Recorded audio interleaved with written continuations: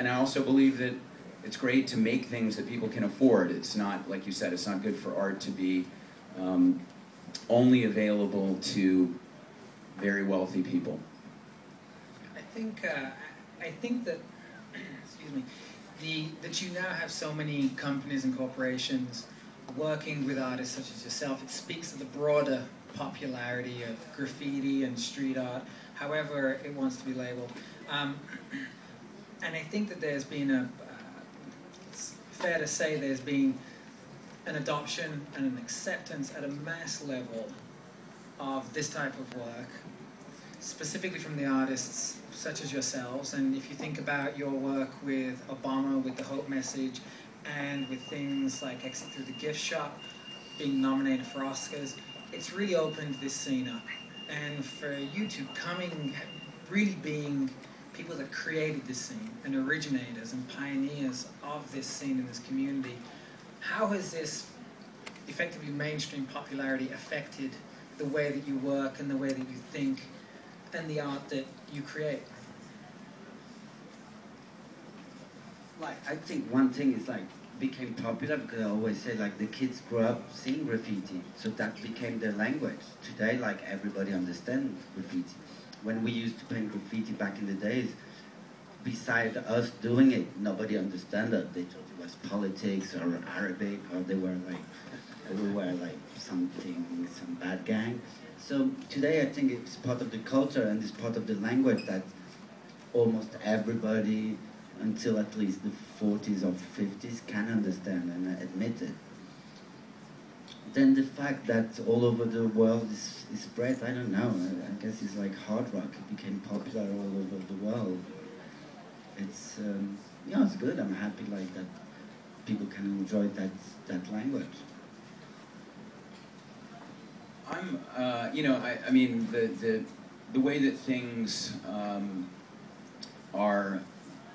affect culture and are, you know, in some ways inspirational to people and in some ways co-opted or exploited.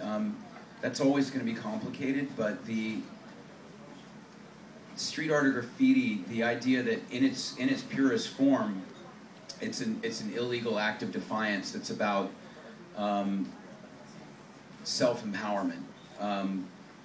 Even if your entry into that culture is through a t-shirt that you bought just because you wanted to be cool, that was a very shallow gesture, if it leads you to the more pure essence of the culture, I think that's a great thing.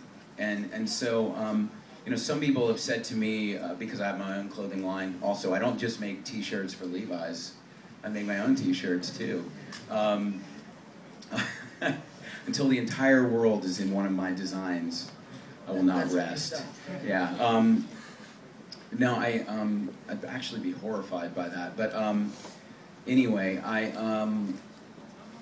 think that you know, there's certain things that for example, in the United States, when people were unhappy about the Vietnam War, the peace sign became a very trendy symbol. It became a fashion item, but it also became so pervasive that I think that that the idea that that's the direction the wind was blowing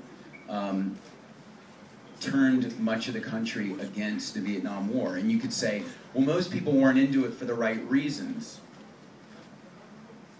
That may be true, but the ultimate outcome was good. If the ultimate outcome of graffiti becoming popular is that people think about simple tools that they have to push back against more systemic oppressive forces, I will always be for that.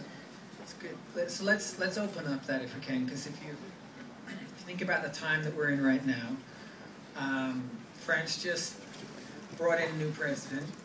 We have the U.S., which is about to go through the rigmarole of a new president, or maybe the same president, in November.